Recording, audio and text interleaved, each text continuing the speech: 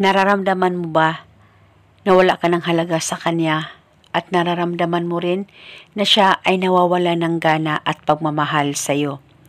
At dahil nararamdaman mo na hindi na siya nagsiselos sa iyo at ikaw ay baliwala na talaga niya, gusto mo ba na manumbalik ang nararamdaman niya sa iyo at siya ay mababaliw sa kakaselos sa iyo, lalong-lalo na kapag nakikita niya na may kasama o may kausap kang iba?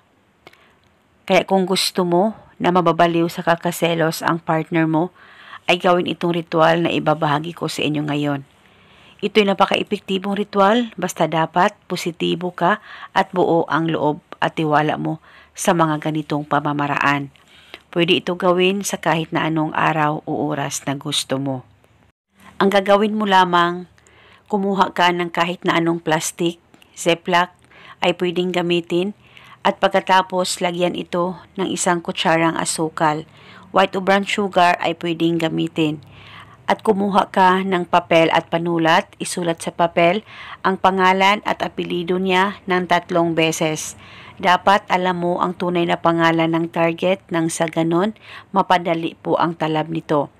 At pagkatapos mo nang masulat ang kanyang pangalan, ay tupiin ang papel at saka ilagay sa plastic na pinaglagyan mo ng asukal.